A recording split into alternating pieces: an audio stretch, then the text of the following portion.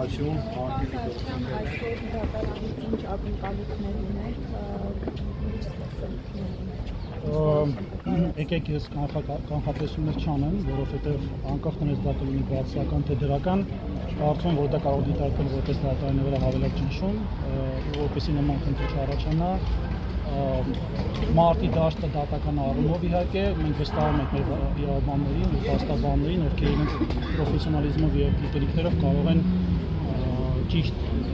պաշտպանել մեր ուժեղ Հայաստանի Կոնստիտուցիոն նախագահ Սամվել Կարապետյանը։ 9 ամիս է արդեն Սամվել Կարապետյանը կալանքի տակ է, որը սկզբում բանում էր, կալանավայրում էր, հետո տնային կալանք, ամեն դեպքում խափանման միջոցի կալանքն է։ Ինչու են վախենում Սամվել Կարապետյանից, ինչ պիտի անի Սամվել Կարապետյանը ազատության մեջ, որ այս իշխանությունները նախընտրում են սահմանափակել նրա իրավունքները։ Տեսեք, ամենավառ օրինակը, որ կարող եմ բերել, դա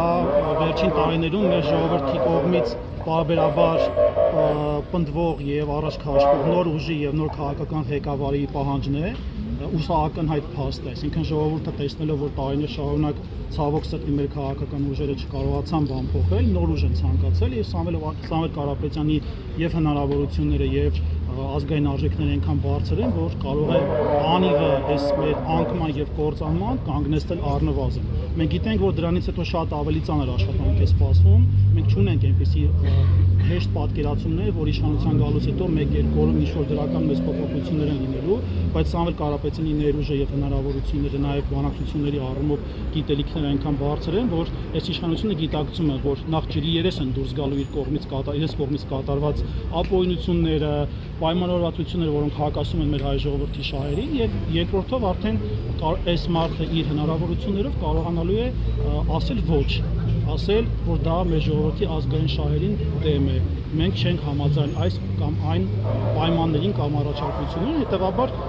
մեր երկրին արդեն 8 տարի է մեր երկիրը քամվում է, մեր երկիրը ենթարկվում է տարբեր հալածանքների,